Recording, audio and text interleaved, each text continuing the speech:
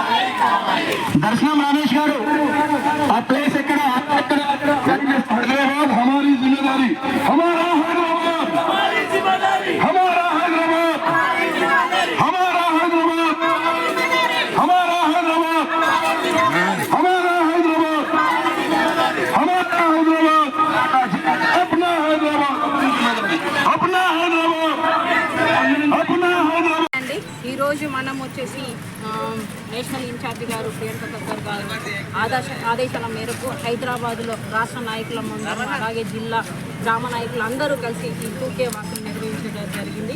ఎందుకంటే మన రోడ్లు అనేది గుంతలమయమైపోయి రోజుకి వచ్చేసి యాక్సిడెంట్స్ ఎక్కువ అవుతున్నాయి, ప్రాణ నష్టం జరుగుతుంది హైదరాబాద్లో. కాబట్టి దీని మీద వచ్చేసి 2K వాక్ చేసి అందరికీ ఒకసారి దీని మీద మన ప్రజలందరినీ ఐకమత్యం అవ్వాలని చెప్పేసి మా పార్టీ తరఫున 2K వాక్ పెట్టడం జరిగింది. దీంట్లో మొన్నటికి చూస్తే మన రాష్ట్రాలలో ఈ ఒక డెలివరీ లేడీ తీసుకెళ్తుండగా ఇంత డెవలప్ అయిన రాష్ట్రం తెలంగాణ కూడా డెవలప్ అయింది అంటారు.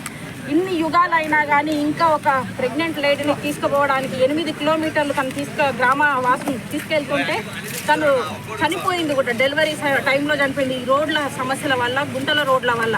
సో ఇంకా ఇలాంటి జరుగుతున్నది ఏ కాలంలో ఉన్నాం.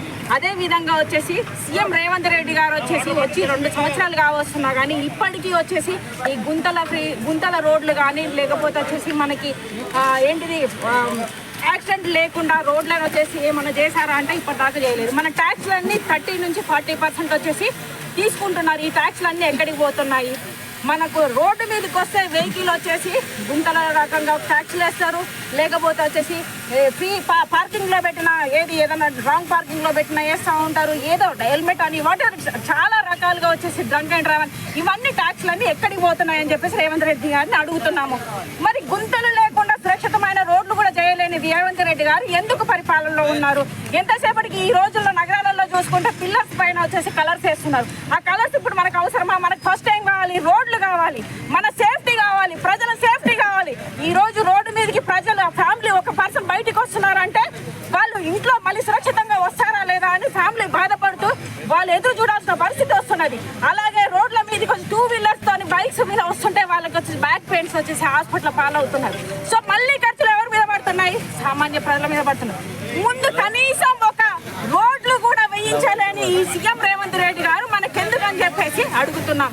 మేము ఒకటి ఈ సీఎం రేవంత్ రెడ్డి గారిని డిమాండ్ చేసేది, మీరు వచ్చేసి పరిపాలన వచ్చిన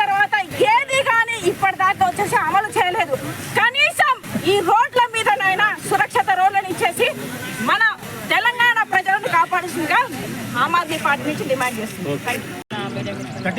మన పార్టీ నేతలకు కానీ అండ్ మిగతా వాళ్ళు కూడా ప్రతి ఒక్కరు ఇక్కడ సమస్య ఏంటంటే మనకి రోడ్లు అనేది గుంతల రోడ్లు ఉండడం వల్ల యాక్సిడెంట్స్ అయిపోయి ఈరోజు చూసుకుంటే ఫ్యామిలీలు బయటికి వచ్చారంటే మళ్ళీ ఇంటికి వెళ్ళగలుగుతారా లేదా అనే భయం భ్రాంతులతోని గురవుతుంది. సో అలాంటి పరిస్థితి, రోడ్ల పరిస్థితి ఈ కాంగ్రెస్ ప్రభుత్వం వచ్చి రేవంత్ రెడ్డి గారు వచ్చేసి నేను గత ప్రభుత్వం ఏం చేయలేదు ఇప్పుడు మేము చేస్తాము అని చెప్పేసి హామీ ఇచ్చేసి ఒక మేనిఫెస్టో తీసుకొచ్చేసి అట్లీస్ట్ ఒక రోడ్స్ కూడా మనం ఫస్ట్ బయటకు వస్తే పని కోసం రావాలి అంటే రోడ్డు మీదకి రావాల్సింది.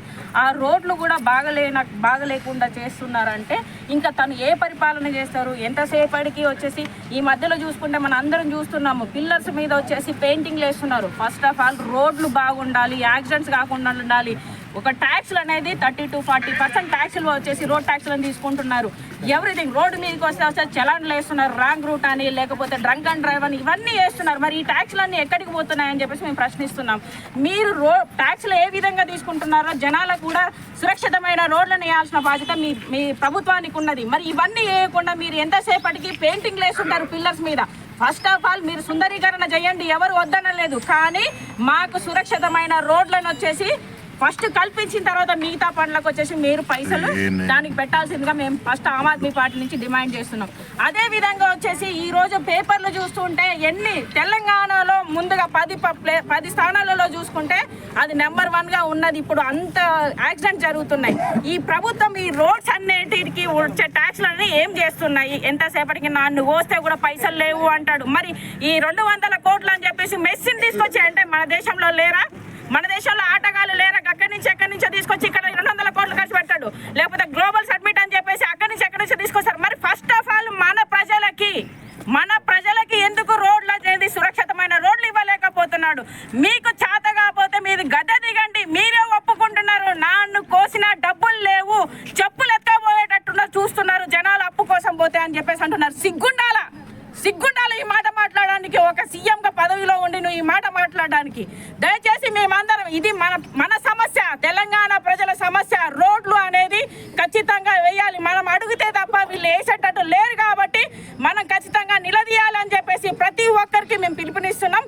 ఇక మీద ఆమ్ ఆద్మీ పార్టీ ఖచ్చితంగా ప్రతి గల్లీలలో వచ్చేసి జిల్లాలలో కూడా వచ్చేసి ఈ పార్టీని 2K వాక్ను వచ్చేసి మేము ప్రతి దగ్గర పెడుతూనే ఉంటామని చెప్పేసి ఈ సభాముఖంగా తెలియజేస్తున్నాం.